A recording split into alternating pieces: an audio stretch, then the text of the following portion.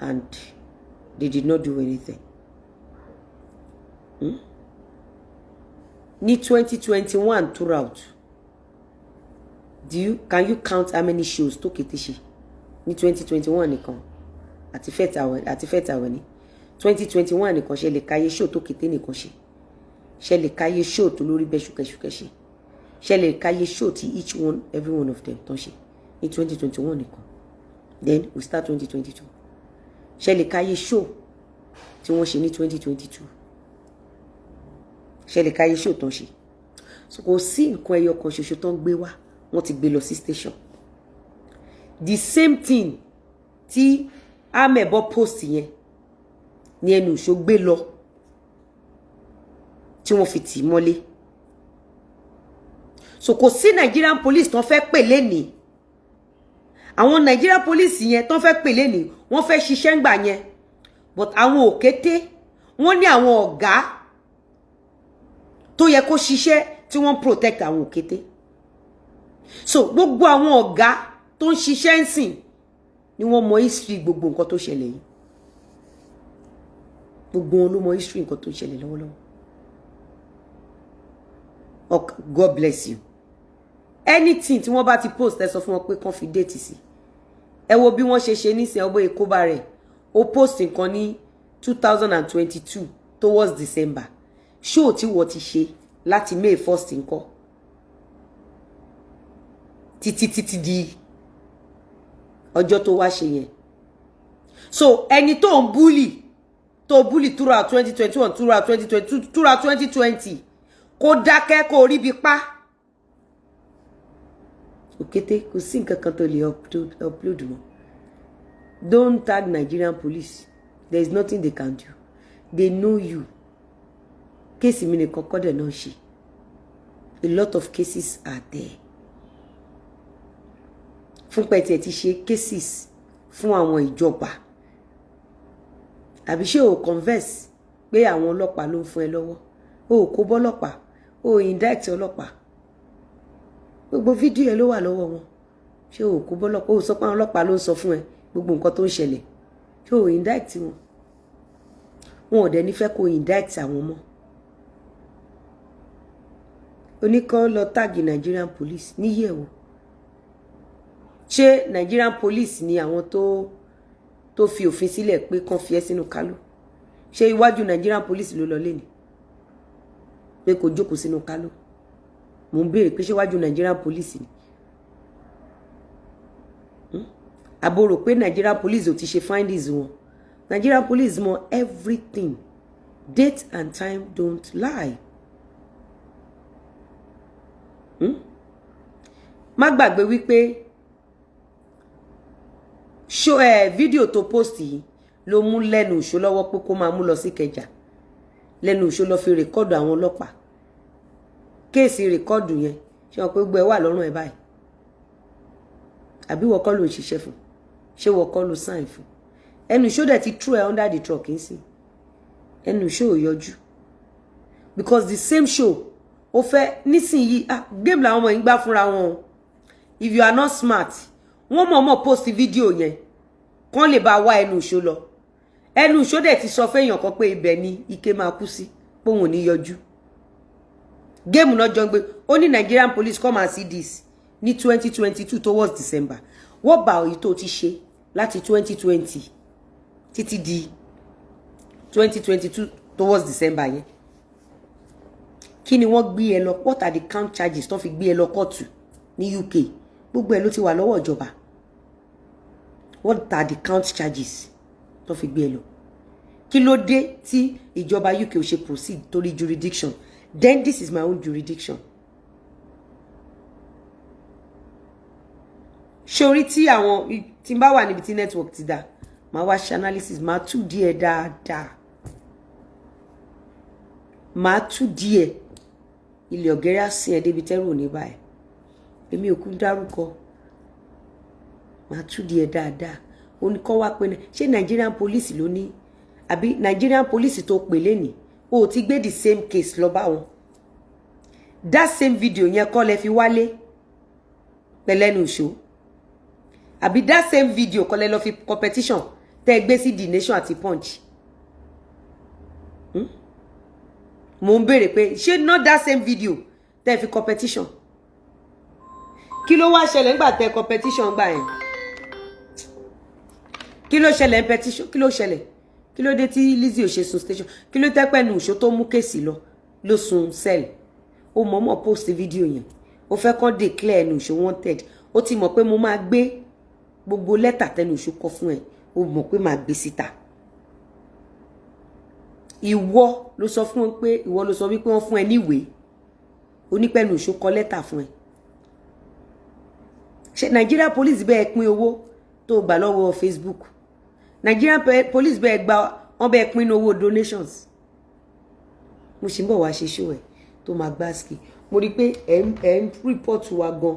O èrò tí ẹ ti wá pọ̀. Èrò ti pọ̀. God bless you guys. Èrò ti pọ̀. Mo ń béèrè Nigerian police tó ní kó máa tagi. Ṣé the same video yẹn kọ́ ló mú lọ sọ́dọ̀ commissioner tó gbé sí inú Punch àti The Nation? Tẹ́ ní kí lọ́ọ̀yà yín kọ lẹ́tà. Nígbà tí àwọn tí wọ́n investigate tí wọ́n rí déètì tí wọ́n ṣe ọdún èpè, wọ́n gba bàtà lẹ́sẹ̀ ẹnu ìṣó ni. Wọ́n bèè lọ́wọ́ ẹnu ìṣó pé kí ló mú tó fi wá sí station. Àbí kí ló mú ẹnu ìṣó sun àtìmọ́lé? Is it not the same video? Bó ṣe ń complicate issue ẹ̀. Ibi tó wà lẹ́nìí, ìyá ẹ̀ ló sìn ẹ̀ débẹ̀. Ìyá ẹ̀ olè alátẹnujẹ tó ń bá àwọn èèyàn láyé jẹ́ tó fi ń kọ́lé fún ló sìn ẹ̀ débẹ̀. Ìyá ẹ̀ Adébísí orí àgbòdò. Adébísí orí àgbòdò.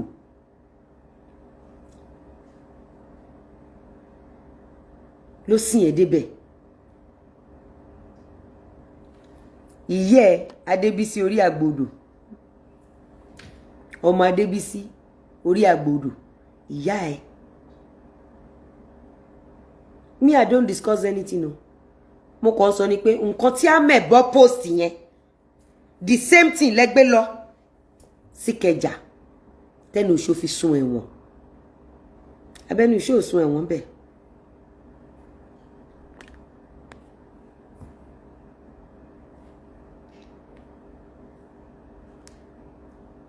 Àbí ṣé kéèsì tó gbé lọ kọ́ nìyẹn? Ẹnu ìṣó sún ẹ̀wọ̀n. She's in out to care. Àjọkẹ́ Adé, tẹ́ ẹ mọ nǹkan tó wà lẹ̀. Tẹ́ bá mọ nǹkan tó wà lẹ̀ láyé anybody, ẹ ní lọ defame èèyàn mọ́. Àjọkẹ́ Adé, kéèsì tó wà lẹ̀, kéèsì burúkú ni. Kéèsì burúkú. Ó máa tó bí on the 1st kó tó máa yé. Ẹ má wo ìwọ tó bá sọ̀rọ̀ olórúkọ. Èmi ò ń discuss ọ̀rọ̀ ọlọ́pàá tọ̀rọ̀ station bí. Tèmi ní pé ẹ jẹ́ ká ṣe dáadáa. Tó bá drop orúkọ olùkúkú wá wọnú page ẹ. Yétúndé Àjàyí. Yétúndé Àjàyí. The same thing tí Amebo post yẹn náà fi gbé mi lọ sọ́dọ̀ ọlọ́pàá lọ́dọ̀ commissioner of police nígbà yẹn. Àjọkẹ́ Adé sọ pé na díẹ̀ she go die. Ẹ má sọ bẹ́ẹ̀ o.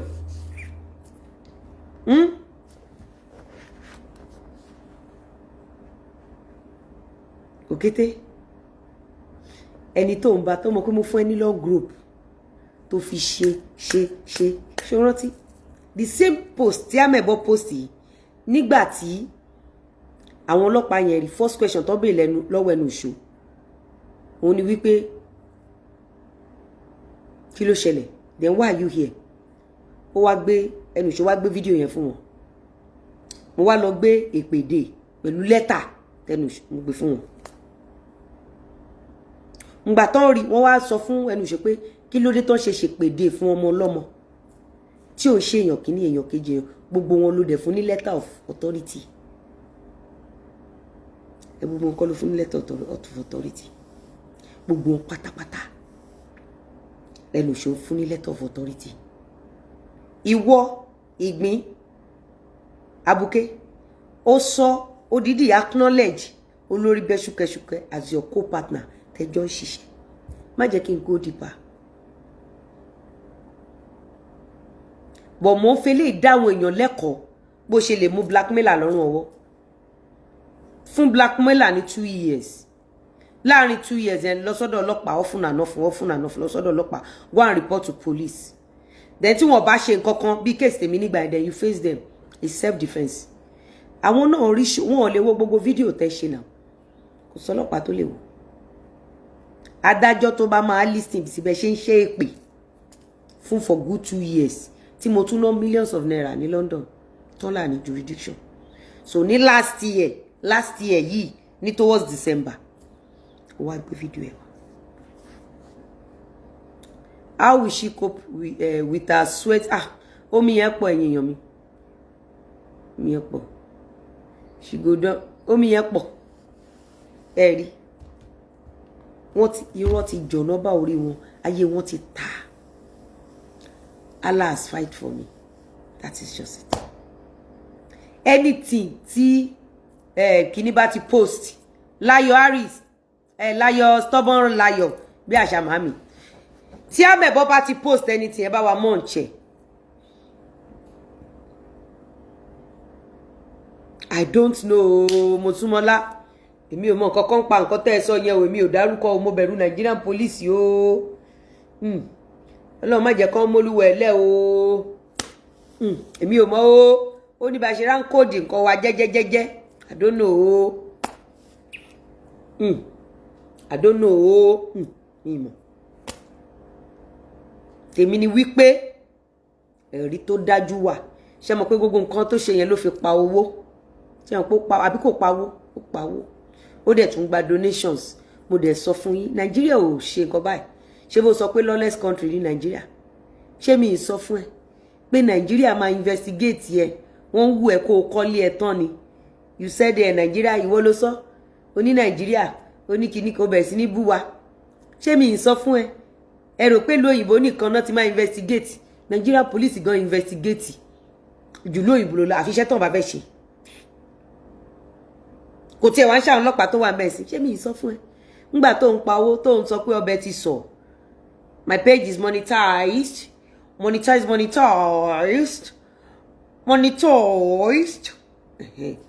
ibi tó ti monetize rọra farabalẹ̀ fún wọn bẹ̀ kú kan mi àǹtí Olúṣọlá fún mi ní Easter àǹtí Olúṣọlá enterprises àbí ṣé gbogbo page gbogbo yín ò wà monetized ìjọba Nàìjíríà monitor yín wọ́n ti lọ gbá research yín monetized ìgbín nation ọbẹ̀ ti sọ ọbẹ̀ tó sọ kútú wọ̀wọ̀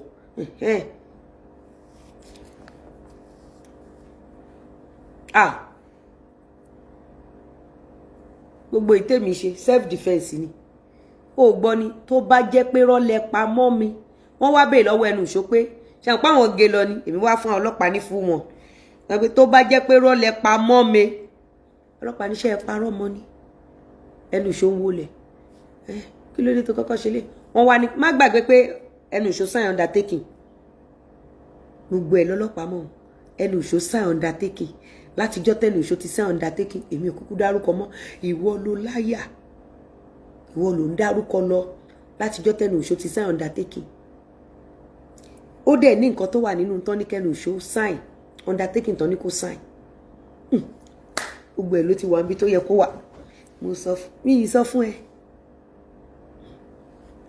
ìgbà tó lọ mi yìí sọ fún ẹ àbí o ṣe disclaimer o tún padà wá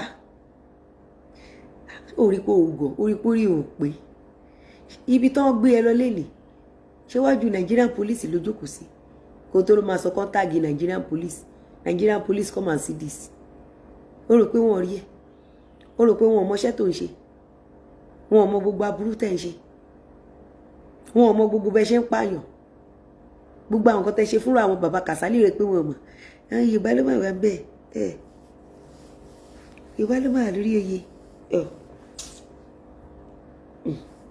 Yorùbá máa di lórí tí mi ń dárúkọ mi ń kọjá yé mi kéèyàn dárúkọ mi gan màmá wọn tó bá tásìkò ìjọba máa pè ẹ́ kí ló dárúkọ fún kí ló ṣe fún ẹ ẹ̀rí pé òun ló wá bẹ́ẹ̀ dà òun dà ìwọ náà wo abuké ó búlé èèyàn láti 2020 wo 2020 10 2020 100. I'm really happy mommy Florida. What about gbogbo wọn ló wà lọ́hùn, gbogbo wọn pátápátá ló wà lọ́hùn, gbogbo wọn ló wà lọ́hùn, gbogbo wọn. Àmọ́ alálẹ̀ ó escape ẹnu ìṣó, alálẹ̀ gbé ẹnu ìṣó, ẹnu ìṣó dẹ̀ tí lóhùn ò ní yọjú síbẹ̀, ẹnu ìṣó ní òun ò ní jẹ́ kán rí àwọn méjèèjì papọ̀, ẹnu ìṣó ti lọ jẹ́wọ́ fẹ́yàn kan pé òun ló kọ lẹ́tà lóhùn lọ́wọ́, pé gbogbo owó tó fòun pa kò kówó jíṣẹ́, ilé tó lóhùn fi òun kọ́ December ló fẹ́ wá ṣí pé irọ́ làwọn pa kò kọ́lé kankan. Ọ̀rọ̀ pọ̀ lówe kọ́bọ̀.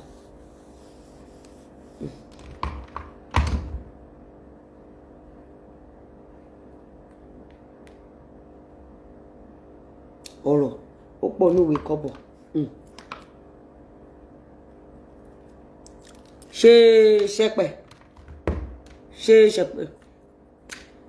ìyẹn náà máa wá yanjú tiẹ̀. Gbogbo ẹni tí mi ò bá ti lọ bá tó já ọ̀nà wá bá mi tán wá fìyà jẹ mí, ìjọba bá wa yanjú ẹ̀, ìjọba bá wa yanjú ẹ̀. Ní ìsọ fún ẹ wá ní Nigerian police kọ́ máa sì dì sí rọ̀, ò bá máa sọ pọ́ mọ́ ẹ máa kú kí máa wòran ni, ǹbá dákẹ́ ni, ǹbá má sọ̀rọ̀ rárá ni.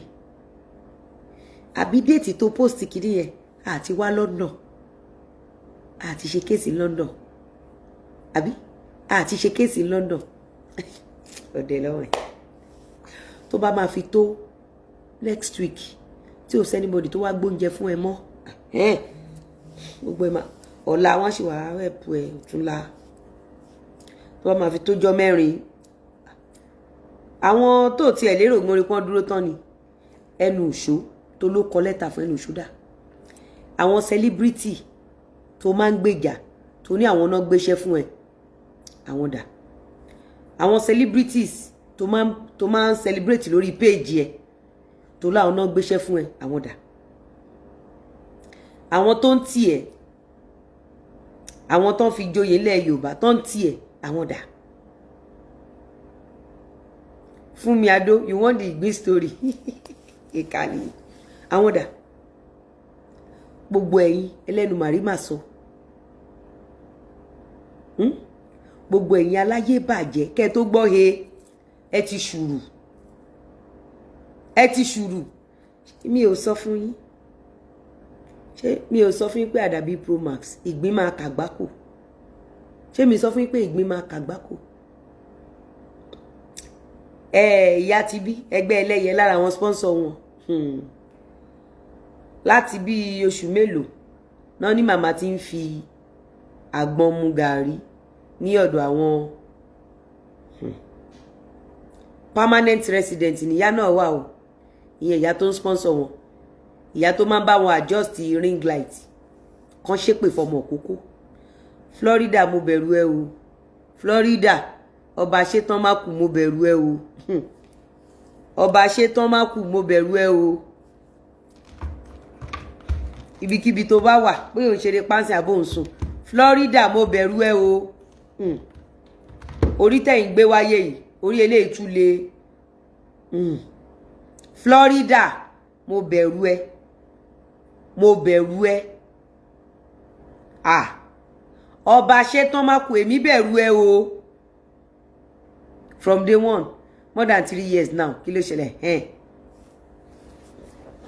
Ìyá tó máa ń bá wọn adjust ring light, ìyẹgbẹ́ ẹlẹ́yẹ tó máa fi ń ṣépè fáwọn ọmọ ẹ̀ láì ṣe Florida, ìyá ti wà ń bẹ over 2-3 months, ìyá ti wà ń kálò, permanent kálò ni o, bí ti ẹ wá wò ìyá tó ń bá wọn adjust ọrùn ring light tó fi ń ṣépè fọmọ wọn láì ṣe Florida wà ń kálò, bẹ́ẹ̀ ṣùkẹ́ṣùkẹ́ kálò, ìgbín kò lọ́rùn kálò, gbogbo wọn group of kálò. Orí ẹlòmíì nèèyàn máa ṣe, orí ọmọ kan nèèyàn máa ṣe tí ò ní ṣe mí mọ́. Èmi apology ṣé ti business ara wọn tán bàjẹ́ àbórúkọ ara wọn tán bàjẹ́ kí ni mo ọ̀rọ̀ ẹ̀bẹ̀ kọ́ lélẹ́yìí á pọ̀ èmi nìkan kọ́ á pọ̀ gan.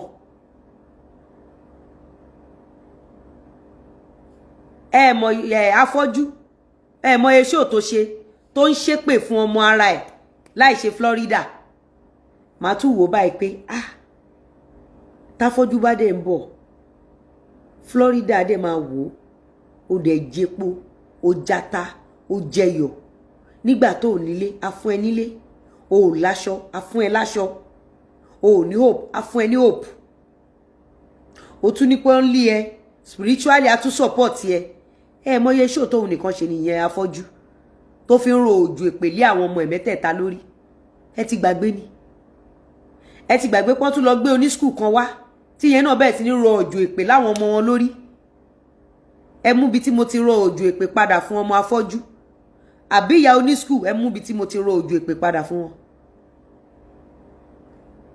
bóyá ká gbé àwọn fídíò èpè afọ́jú wá kẹ́ ẹ wo bí afọ́jú ṣe ń ro òjò èpè lé ọmọ òkókó àwọn ọmọ ẹ̀ lórí ọmọ tí ò ṣẹ́ tí ò rù ẹ́ ọmọ tó jẹun wọn tó jẹpo wọn tó jẹ láì ṣẹ́ láì rù ẹ́ within 3 months ó gba close to 800,000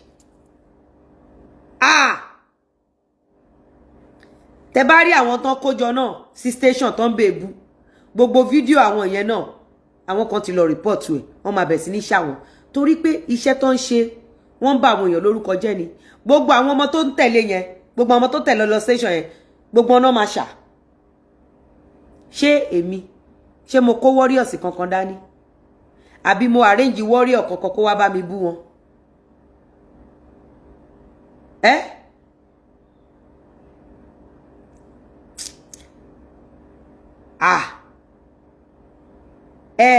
most celebrities are even so scared of them. They fear to associate with you because of their bully. It's so terrible. Abẹ́ẹ̀rí ọjọ́ party wa. Gbogbo àwọn tó bully lọ́jọ́ party. Gbogbo wọn ló ní petition against ẹ. Ṣé mo bully àwọn tó wá party? Ṣé mo bully olórin ẹ? Ta ni wo bully tán? Lára àwọn tó bully lọ́jọ́ party, ṣó mẹ́ni tó jẹ́ nínú ayé. O mọ bó ṣe ga tó nínú ayé. Ọlọ́run ló mú ẹ. Ọlọ́run òun ló mú ẹ. Ó ti pẹ́ tẹ́ tí ń búlì. Lára àwọn tó wá tẹ́ lọ búlì. Ẹ kúkú mọ̀ wọ́n. Ẹ mọ̀rú iṣẹ́ tó ń ṣe. Ẹ mọ̀rú èèyàn tó jẹ́. Kẹ́ máa búlì náà ni. Kẹ́ máa búlì àwọn èèyàn. Ó búlì títí. Ó kúkú mọ̀ pé Ọlọ́run máa mú ẹ. Ìwọ náà lọ bá wọn gbé dọ́kúmẹ́ǹtì ọlọ́pàá pẹ̀lú signature àti phone number. Ó lọ gbé síta.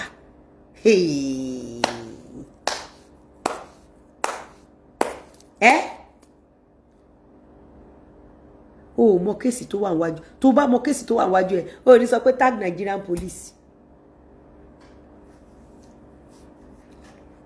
Awọkáwọ ò ní máa ràn ẹ́ lọ́wọ́ lórí amẹ̀bọ̀ pé tag Nigeria. Ẹ ti lọ bully wrong person. Ẹbí wọ́n ló mọ bàtà ó mọ. Ó ṣáà lọ gbé fídíò, ó mú wọn látòkè sílẹ̀. Àbí ó ń bully wọn. Ṣé mi bully Alhaji Òṣùpá? Mú àwọn èèyàn ẹ kan tí mo bully wá. Gbogbo àwọn tó wá party ẹ, ṣé mo bully wọn? Mo ń béèrè ni. Party àwọn tó ń datọ́ nínú ayé, ó ṣe send off ẹ̀wọ̀n fúnra ẹ. Ó wá ní mọ kéèsì tó wà níwájú ẹ. Tó bá mọ kéèsì tó wà ní sọ pé Nigerian police come and see this. Sí kíni? Lára àwọn tẹ́ gbé fọ́tò wọn. Èèyàn kan wà ńbẹ̀ tó ga nú ayé. Ó ga kú nú ayé ó ti wọnú ọ̀run lọ. Èwo nu wọn ta lẹ fẹ́ kí n block? Èmi mo tiẹ̀ kó lọ bully èèyàn. Ilé ayé ẹ. Ilé ayé ẹ.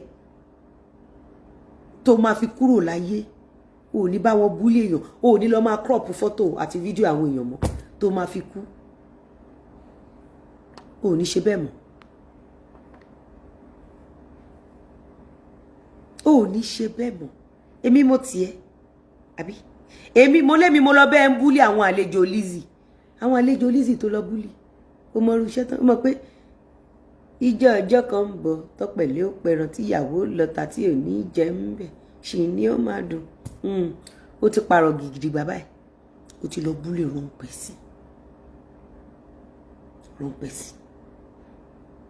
Rọ́ńpẹ́sì.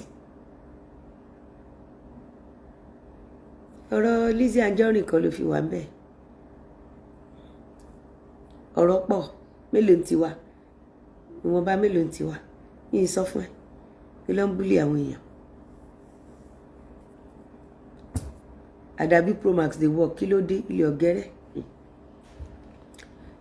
Láyọ̀ Harris, bí Láyọ̀ Harris stubborn ayọ̀. Tí òkété any one of them, tí wọ́n bá ti post anything, bá wa fi time and date síbẹ̀ jọ. Ẹ bá mi bẹ̀ Láyọ̀ Harris, Láyọ̀ Harris, Larry stubborn bí màmí. Ẹ jọ̀ọ́ mo bẹ̀ yín ni. Any post wọ́n bá ti post sórí page wọn àbí sórí amebo. Ẹ máa crop ẹ with time and date kẹ́ máa gbé sí, ẹ máa post ẹ sí page yìí.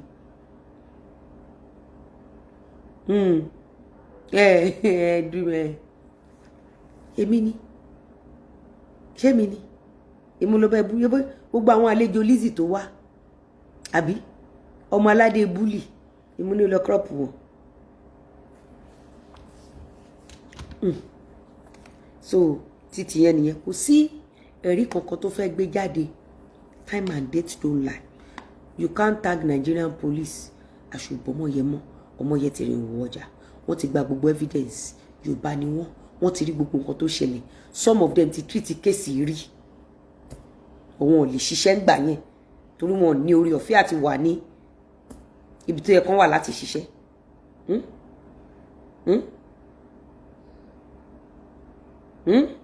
Ẹ bá mi dúpẹ́ lọ́wọ́ Nigerian police.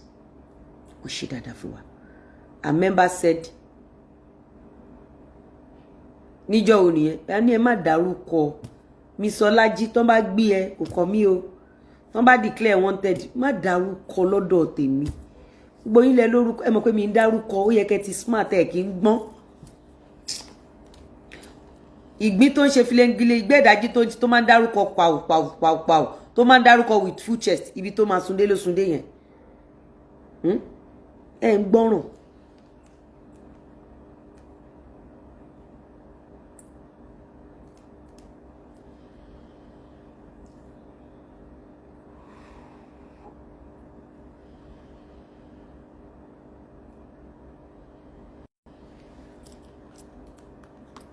A member, okay. Any question? I'm going. Any question? I'm going. Any question? Mutinlo. Any question at all? Yeah. Ṣé ti ra ṣọdún. Mo lọ polówó ọjà fún yín lọ́la. Òkété. Ibi tí ò sí náà. Tí ò sómi, tí ò sóúnjẹ, tí ò sáṣọ, tí ò sí bẹ́ẹ̀dì.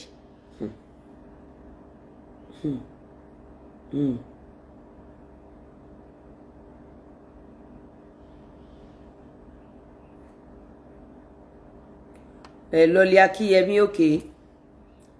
Akíyẹmí, we are honorable and stand to uphold the truth and transparency in our doings. Okay. Okay. Akíyẹmí, okay. Lọ́lí Akíyẹmí, okay, I will go and join. Him, is it him or her? The Lọ́lí Akíyẹmí. Okay. Ẹ jọ̀ọ́, abẹ̀yín ni o. Abẹ̀yín ni. Tọ́n bá ti upload anything, tọ́n bá ti ń ṣe, ó ti yín.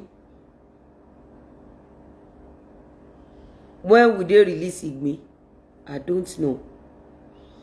I don't know.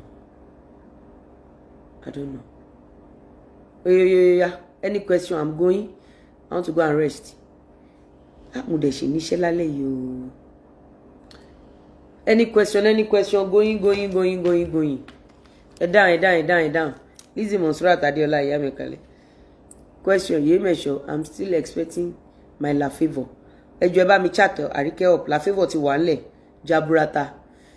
We are too much Ìyàwó Ìbàdàn. Ma, please bring Baba Jẹgẹjẹgẹ máa gbádùn wa.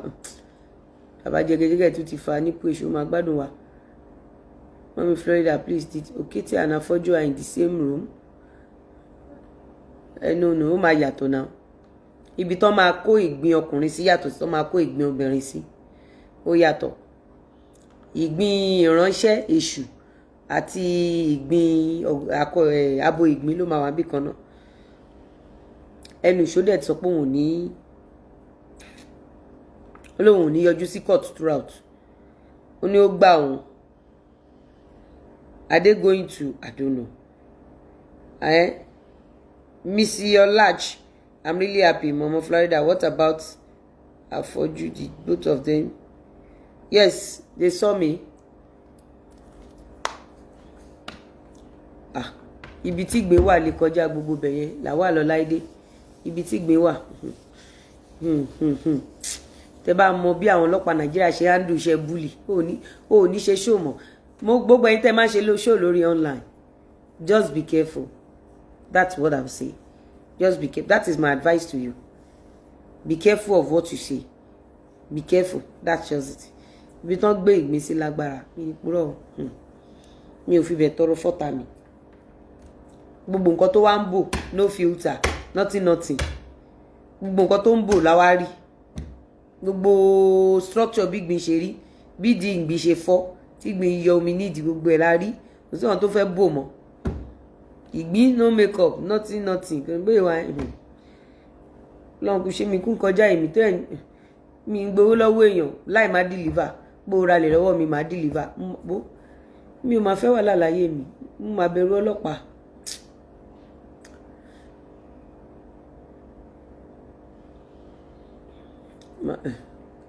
Bẹ̀rù ọlọ́pàá o. I love you too, Lizzy Monserrat.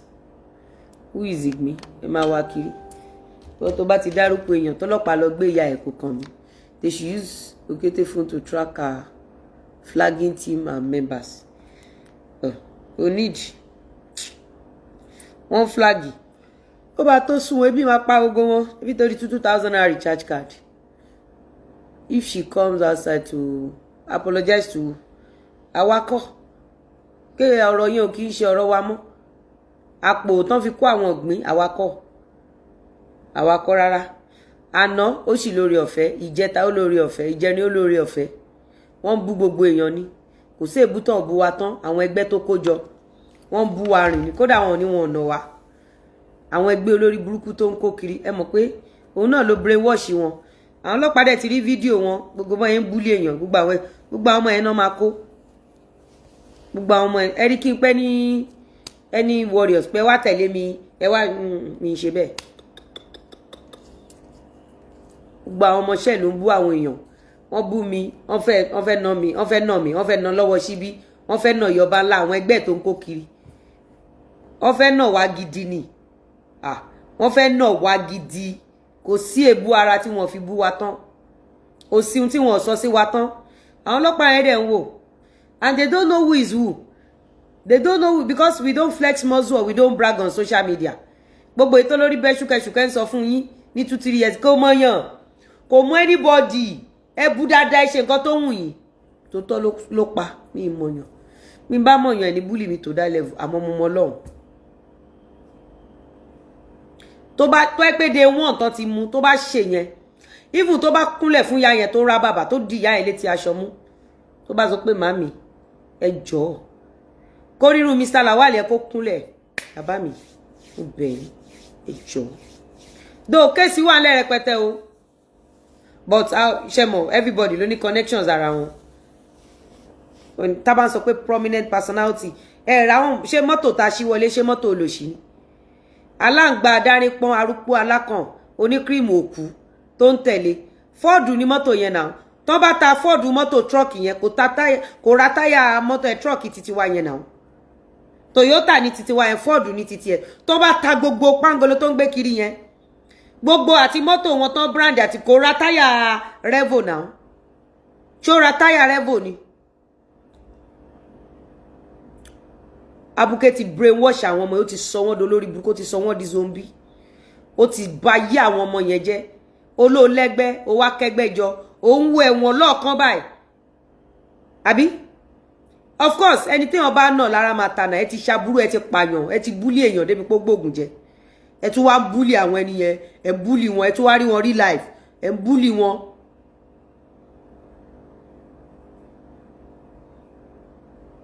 ẹ búlì wọn àwọn ẹgbẹ́ tó kójọ ló destroy ẹ kò ṣe anybody ló destroy ẹ àwọn ẹgbẹ́ tó kójọ ló destroy ẹ ẹgbẹ́ kan báyàn láyé jẹ́ mọ́ kan ti wà used to kan bully kan búyàn kò sí èbú tán fi bú ọ lọ́wọ́ síbí tán kò sí èbú tí wọ́n fi bú èmi tán tẹ́ bá rí bọ́ ebú mi wọ́n láwọn ọ̀nà Mr. Lawal kò sí èbú tí wọ́n bú Mr. Lawal tán àwọn ẹgbẹ́ olórí burúkú tó dúró sẹ́gbẹ̀ẹ́ títì àwọn ẹgbẹ́ òṣì tó kójọ àwọn ọmọ tó ti brainwash tó ti sọ di ó ti sọ àwọn ọmọ ẹ̀ di zombie àwọn ọmọ tó train àwọn ọmọ ẹ̀ ló finish ẹ̀ kò sí ọmọ àwa dẹ̀ ti mọ̀ àwa ti mọ̀ gbogbo gimmicks wọn akọ̀ ṣe mọ̀ àwa ti mọ̀ gbogbo nǹkan tó ń lọ kọ̀ akànwò wọn ni akànwò wọn ni kò sí tó bá rí ẹgbẹ́ tó kójọ tó bá rí $10 gbogbo ọmọ iná máa ṣà gbogbo ọmọ tó wá police station iná máa ṣà because video wọn wà ń tà bọ́dẹ̀ yẹ bully èèyàn wà ń tà ìjọba dẹ̀ sọ pé no to cyberbully.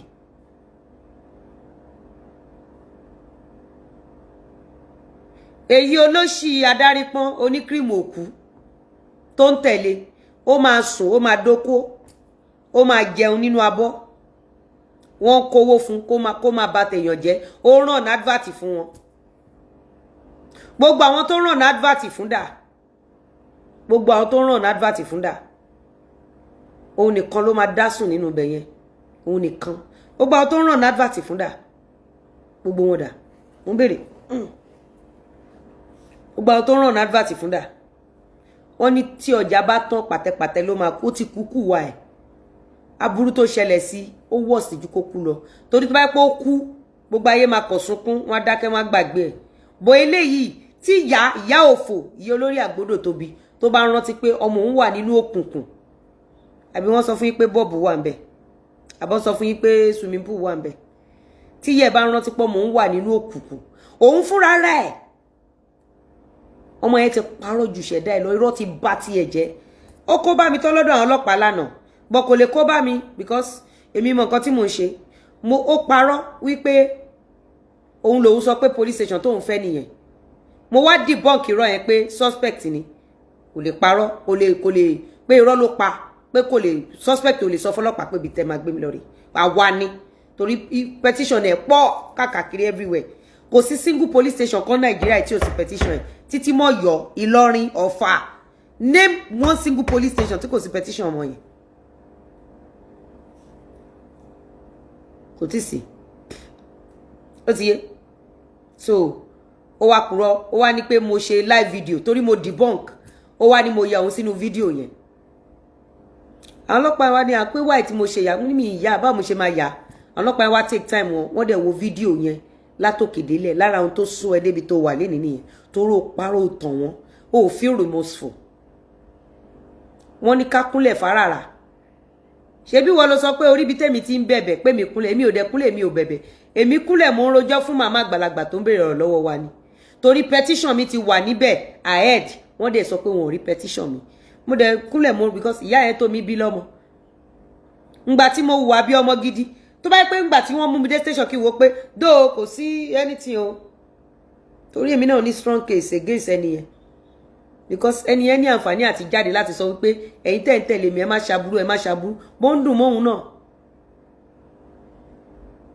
date and time tẹ́ni yẹn náà dẹ̀ jáde ó wà wọ́n dẹ̀ ti ṣe aburú kọjá be careful kó tó jáde àwọn abukéde ń dárúkọ ẹ̀ pọ́hùn làwọn ṣiṣẹ́ fún àwọn abuké ń celebrate ẹ̀ àwọn abuké confam pé fún àwọn 1 million so èmi mo ní strong case but nítorí pé ó jẹ́ ọmọ tí mo fẹ́ràn then kí ni ká ti gbọ́ mo believe pé abuké sásábẹ́ ọ̀rọ̀ èmi àti ẹ̀ mo pókè èèyàn mi lélẹ̀ jẹ́ ká parí ìjà àwọn ìyá ẹni kó bẹ̀ mí kémi náà bẹ̀ adẹ̀bẹ̀ra wa ó dẹ̀ ti tán síbẹ̀ láti ìgbà yẹn ó ti tán síbẹ̀ ẹni pé láti ìgbà tèmi àtàwọn ẹni tèmi àti ọmọ yẹn ta ti parí ìjà wa wọ́n wá wà lófìfo wọ́n wá ń struggle wọ́n wá ń struggle láti ìgbà yẹn wọ́n máa fẹ́ mú kéèsì ẹ̀ padà wá bọ̀ èmi ò fàyélẹ̀ àwọn ò dárúkọ anybody mọ́ àwọn ò ṣe anything.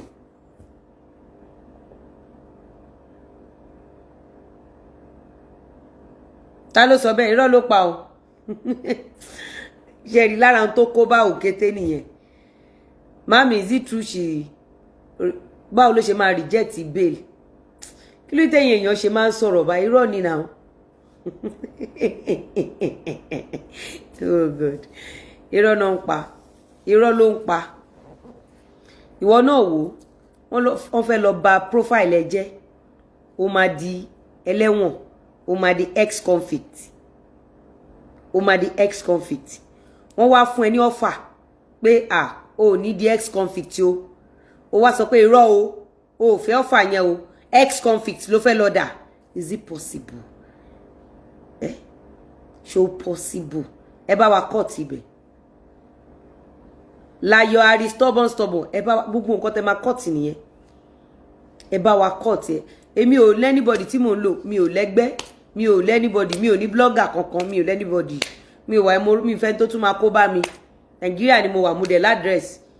So ẹ jọ̀ọ́ ẹni tọ́lọ́run bá bò kó bùn mi. Kọ́là tó pè wọlé yẹn. Ẹ bá wa gé àárín ibi tó ti pè wọlé yẹn gangan. Àárín ọ̀rọ̀ tó sọ yẹn ẹ bá wa gé. Oye, ẹ bá wa gé. Wọ́n ti purọ́ má ẹni tó sọ̀rọ̀ náà nìyẹn. Ẹni tó gbé ẹnàm gbé kéèsì wà tẹnàm fẹ́ dá kéèsì ìyẹn náà ti jẹ́nu breakfast irọ́ wọn nìyẹn.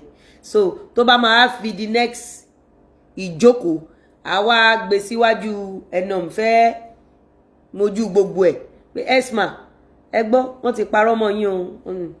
So gbogbo irọ́ ló sún dénú ẹ̀wọ̀n, irọ́ pípa ṣó possible. Ibi tó máa wà ibi tó ń tọ̀ sí láràárọ̀ sí ó máa gbálẹ̀ gbogbo prison, kò sóúnjẹ kò sómi, ó máa sùn sínú tọ̀. Ibi tó ń lọ kí wọn mọ́ ibẹ̀ nìtọ́ wà, ibẹ̀ náà ti ń yàgbẹ́. Ẹnu ṣógan bó ṣe ya wèrè tó ọjọ́ tó kò tí ì sùn mọ́jú o, òru tán pé ó ti bú sẹ́kú gbà ó ti sú mi o goat lady ó ti sú mi o goat lady. Ká má ti sọ ẹni tó sùn ó sùn nínú ẹrẹ̀ Madu police station tó ti lọ ṣẹ́rí bó ṣe ń gbé kiri gan ó wo tán bá gbéyàn kiri bẹ́ẹ̀ kéèyàn para èèyàn ó pè torí ẹ̀ mi ń gbowó lọ́wọ́ èèyàn kí má deliver mi ń bá tajà fún ìjọ tí mo ti ń talẹ̀ ẹ̀rí kọ́rọ̀ ilẹ̀ kó dá wà láìláì lẹ́mẹ̀tì mo ètì ọ̀rọ̀ station mi láìkẹ́ téèyàn bá ra cream lọ́wọ́ mi tí feedback bá wà mọ́mì mi ó yẹ ilé ẹ lọ bèlè ọgbà wọn tó ra cream lọ́wọ́ mi ó gbà wọn tó ra oil lọ́wọ́ mi ẹ lọ bèlè ọgbà wọn customer mi mo máa ètì wàhálà nílé ayé mi o ẹni tí police mo máa ètì ẹ o wọ́n wá fẹ́ ràn ẹ́ lọ́wọ́ ó wá ní no bó ṣe wà yẹn wọ́n máa líǹkì kéèsì ẹ̀ pẹ̀lú ìjọba ìlú tó fún ní ìwé ọdún méjì ṣé mọ̀ pé wọ́n bí síbẹ̀ wọ́n gbé lọ tọ́ ni o wọ́n ò bí síbẹ̀ kó ń ṣọmọ ìlú yẹn o wọ́n gbé lọ tọ́ ni o. Ẹ pẹ̀lẹ́ ọmọ aládé láyà.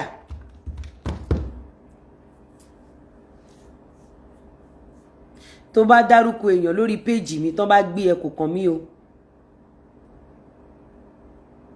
Bó bá ti dárúkọ anybody mo ń sọ fún yín mo ṣẹ́jú pọ̀ ẹni tọ́lọ́ bá sọ pé ó máa fẹ́ wọn lò gbà á padà fẹ́ wọn lò gbà ní ẹni tọ́lọ́ bá sọ pé ọlọ́pàá máa tẹ̀. Police are not joking about cyberbullying. Police are not joking. I mean it. If you mention anybody's name on my page and they pick you up for it, kò kàn mí.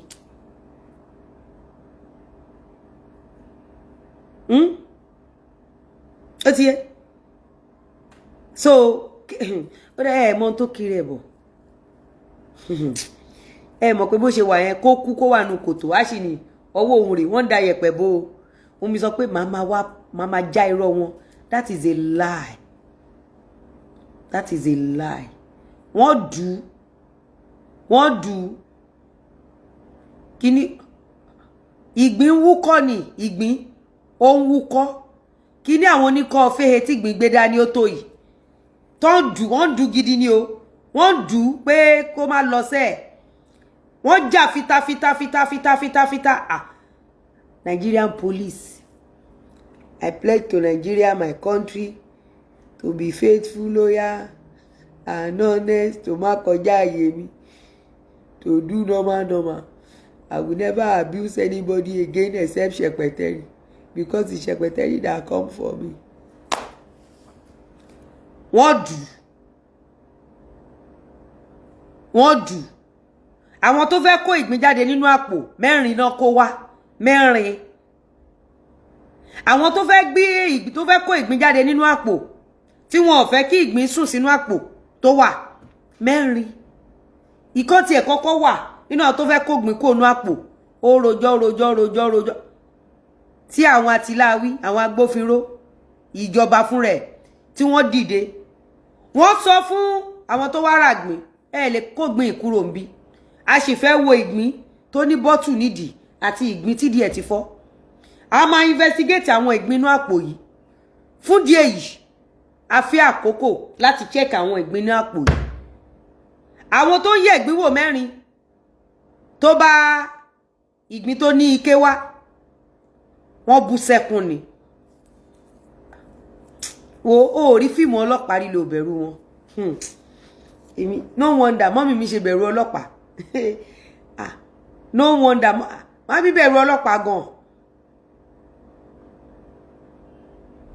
Kí ló ní mo ṣe? Kí ló ní mo ṣe? Foley crown, kí ló ní mo ṣe?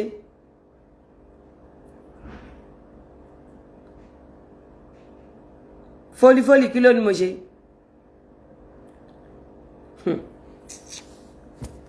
No wonder mọ́mì mi ṣe bẹ̀rù ọlọ́pàá.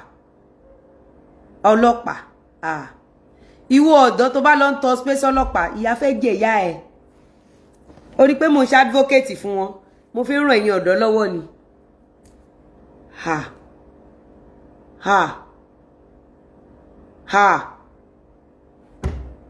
Mọ́mì mi bẹ̀rù ọlọ́pàá jù. Màámi, ó ṣẹ̀ṣẹ̀ yé mi ni. Àṣé gbogbo àti mò ń ṣe pattern school, àṣé orí mi ò pé ni. Àṣé mi mọ nǹkan tí mò ń ṣe. Ọlọ́pàá. Èmi rò pé àwọn tó wá yẹ ìgbín wò mẹ́rin tí wọ́n wá wo tí wọ́n fẹ́ kó àwọn, because a portion àwọn ìgbín yẹn ni. Okay, partially. Okay. Ẹ mọ̀ pé àwọn ìgbín tó lábùké a kó wọn sọ́tọ̀. Àwọn ìgbín tó ní bọ́tù a kó wọn sọ́tọ̀. Ṣóyé yín? A ní àwọn tó ń yẹ ìgbín wò mẹ́rin tó fẹ́ yọ ìgbín nínú àpò mẹ́rin ló wà. Tí àwọn àtìláwí dìde, wọ́n ní ìgbín yìí kò síbi tó ń lọ. Àwọn máa tú gbogbo àpò yìí kanlẹ̀ torí àwọn tó fẹ́ kó ìgbín lọ́pọ̀. Àwọn tó ti sanwó ìgbín tipẹ́tipẹ́ wà. Àwọn tó ti ń wá ìgbín tipẹ́tipẹ́ wà. Àwọn tó ti fẹjọ́ àwọn ìgbín sùn. Àwọn ìgbín kan wà tán jọ dúdú tán gbedele tó di funfun. Àwọn máa wádìí gbogbo ìgbín. Fún díẹ̀ yìí, àwọn sọ fún ẹni tó fẹ́ mi mọ̀. Ìgbín yìí àwọn máa kó sínú àpò lọ́dọ̀ àwọn ni. Inú àpò àwọn ló máa wà for further investigation. Kí lẹ fẹ́ investigate inú ìgbín? Ẹ jẹ́ ká lọ tàgbín ká kó ìgbín sómi gbígbóná. Wọ́n ní no. Dáwọn ìgbín máa wà. Ó wá ń sọ pé òun sọ pé ẹ máa gbọ́. Ẹ̀yin náà ẹ máa gbọ́. Tó bá tiẹ̀ sọ̀rọ̀ fún yín, a ní kẹ́ block Esabod. Wọ́n ṣépè fún yín pé kẹ́ má ṣoríire ni. Ṣé tí ó bá sí pé ẹ lọ ń listen sí show Esabod, wàláì tó bá ń listen sí show Esabod, ìwòye ọdún tó ń bọ̀ Ọlọ́run ò ní fi pa gbogbo wa. Kó o tún padà wá rí pé ò jẹ́ nǹkan kan. Ó lè máa listen sí àwọn Esabod kó jẹ́yàn. Wọ́n fẹ́ yọ òun nínú ẹ̀fọn. Àwọn ẹ̀fọn tó jẹ́ wípé straw náà gbé sẹ́nu 50 gallon náà fi ṣe fùrọ̀. Àwọn ẹ̀fọn tó jẹ́ pé àwọn ẹ̀fọn tó wà nínú ibẹ̀ yẹn wọ́n ń ṣe àwọn ẹ̀fọn ọ̀nùmẹ̀, wọn kì í ṣe irú àwọn ẹ̀fọn àdúgbò wa yìí. Ẹ̀fọn tó gbé 50 litres sí fùrọ̀ pẹ̀lú straw burúkú lẹ́nu, straw òsì.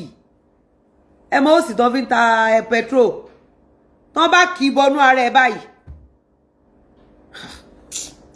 wọ́n wá sọ pé okay tó bá jẹ́ pé òun ló sọ pé ibẹ̀ lòun fẹ́ kí ló dé tó ṣe àwọn tó ń yẹ ìgbín wò mẹ́rin tán fẹ́ kó ìgbín kó nú àpò kí ló tó ṣe lọ rẹ́ǹtì mẹ́rin tó bá yẹ pé òun ni kí ló tó ṣe lọ rẹ́ǹtì mẹ́rin àbí ṣe bóun nìkan ni kí ló dé tí ò ṣe gba àwọn tó máa ń yẹ ìgbín wò nú àpò ẹyọ kan rẹ́ǹtì mẹ́rin àwọn tó ń kó ìgbín jáde nú àpò mẹ́rin àwọn tó máa ń sọ̀rọ̀ fún àwọn ìgbín mẹ́rin ló rẹ́ǹtì wọ́n sọ báyìí pé kinní kan náà da gbogbo ẹ̀ bolẹ̀ kinní kan mò ń gbọ́ section ìgbín subsection karahun tó ní bọ́tù nídìí àwọn òyìnbó àwọn òkú gbọ́n kankan káwọn ọlọ́pàá ta dìde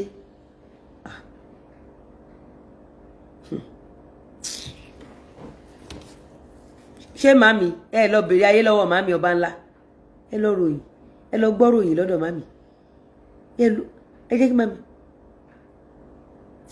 àwọn tó fẹ́ dájọ́ ibi ìlú tó fẹ́ kó gbìn lọ àwọn tó fẹ́ sọ fún àwọn tó máa ṣe final ibi tó fẹ́ kó gbìn lọ wọ́n ní fúdìí èyí àní lè pín ìgbín yìí sí London àní lè fún ìgbín àní lè kó ìgbín yìí lọ sí Mòwe kò sí ará Ìbàdàn tó máa kó ìgbín lọ anybody ẹ lè gbé ìgbín lọ ẹ dá ìgbín padà sínú àpò kẹ́ ẹ di ẹnu ẹ̀ pa kẹ́ ẹ dẹ̀ kó ọ̀pọ̀lọpọ̀ ẹ̀fọn sí ọmọ èmi gan tí ò ń ṣe pé mi ní ìgbín ẹ̀jẹ̀ kọ́kọ́ gbẹ lára mi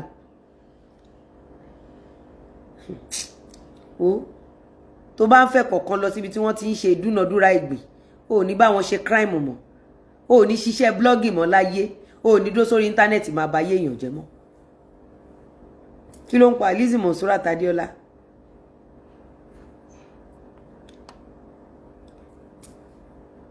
okay said she knew her way to come out but don't want to leave irọ́ ló pa bàbá ńlá rọ́ ni ẹ̀ṣẹ̀ ju ẹ̀ṣẹ̀ afọ́jú lọ ìgbín oníké mẹ́rin ìgbín ẹ̀ṣẹ̀ mélòó ni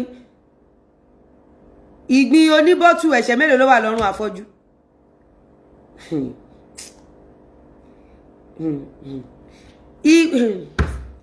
àwọn ìgbín tó buké yẹn ẹ mọ̀ pé wọ́n lọ federal wọ́n fọ́ wọn nígò lẹ́yìn wọ́n lọ state wọ́n fọ́ wọn nígò lẹ́yìn ọ̀pọ̀lọpọ̀ èèyàn ló ti fọ́ wọn nígò lẹ́yìn yẹ ti rí nǹkan tí mo ṣe ọ̀hún ọ̀dẹ̀ fẹ́ kí n sọ̀rọ̀ mọ́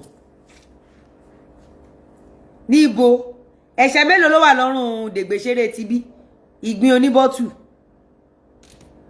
ẹ̀ṣẹ̀ mélòó ló wà lọ́rùn yẹn ẹ̀ṣẹ̀ ìjọ òní ẹ bẹ̀rẹ̀ sí ní join wọn láti dẹ́ṣẹ̀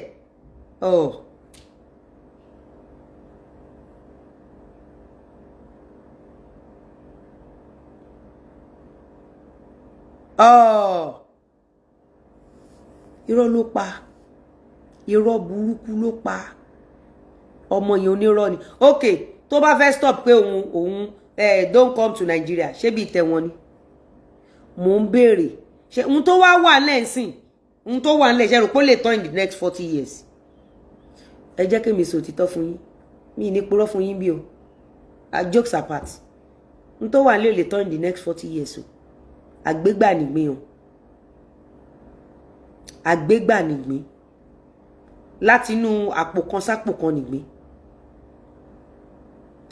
àgbégbà nìgbín láti inú àpò kan sápò kan nìgbín tó bá dẹ̀ fi mẹ́lẹ́ṣẹ́ a máa sọ ohun tó wà nílẹ̀ ò lè tán in the next 40 years.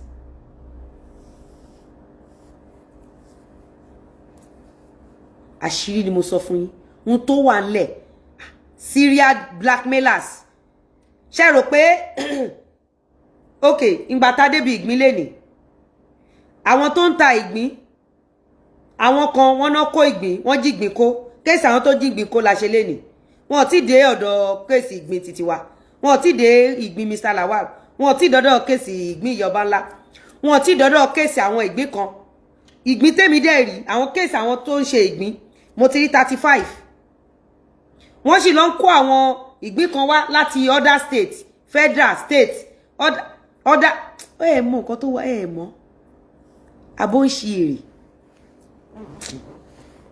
ọlọ́mọ jàrí bí ọlọ́mọ jàrí wàhálà iṣẹ́ ká báyàn lórúkọ jẹ́ kò kí ń ṣe nǹkan gidi tọmọlúàbí gbọ́dọ̀ fi jẹun gbogbo àwọn tó show tó lọ bully yẹn ẹ ti gbàgbé pé ó gbé document àwọn ọlọ́pàá kan síta recently wọn ò tí dórí àwọn ìgbín yẹn o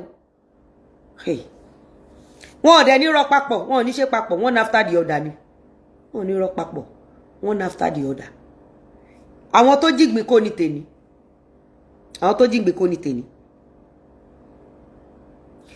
next one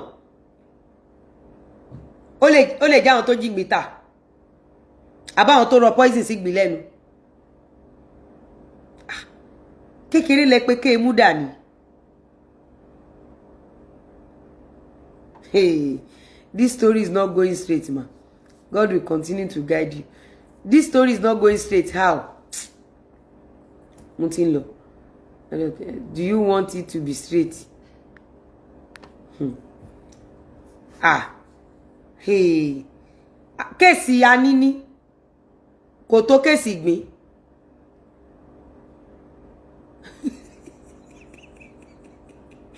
Èèyàn kan náà máa padà yí ìgbín láta. Ṣé tẹ́ rí àwọn ẹ̀fọn tó máa yí ìgbín láta lálẹ́ yìí? Àwọn ẹ̀fọn ní 50 litres ń fúrọ̀. Àwọn ẹ̀fọn ní nọ́ọ̀zù lẹ́nu. Àwọn tó bá wá bá nínú àpò. Ìmí ẹ mọ̀ pé ẹ̀wà ní normal oúnjẹ tán fún wọn. Iṣu ẹ̀wà nínú àpò.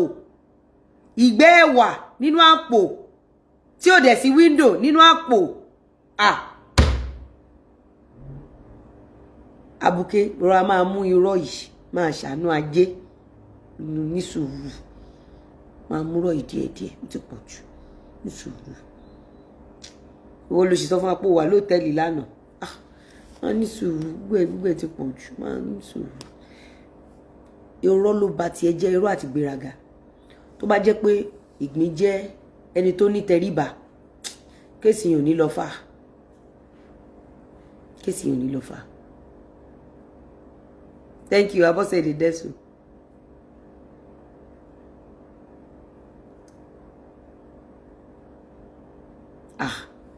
Irọ́ ti pọ̀ jù. Òun ló ń sọ pé òun ò fẹ́ fi èèyàn kan. Irọ́ ni o. Kò fẹ́ fi ta nílẹ̀. Ẹni tó wà nínú ìgbín tó wà nínú òtútù. Ìgbín tó ń import wọlé láti London. Wọ́n wá gbé ẹ débi.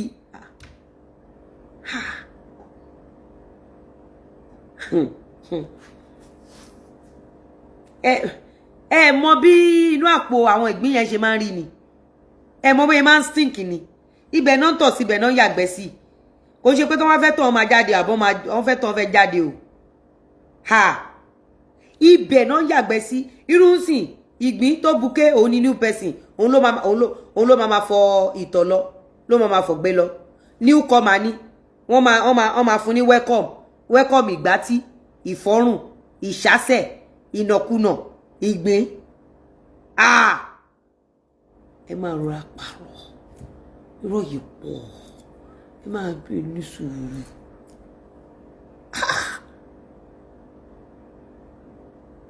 wọ́n sọ fún yín newcomer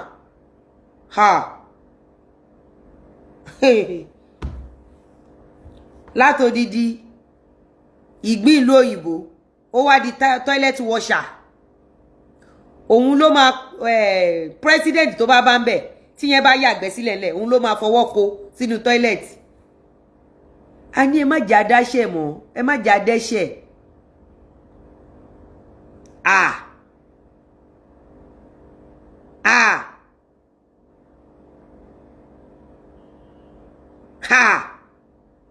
tán bá tọ̀ òun ló máa nù tán bá ṣe anything òun ló máa nù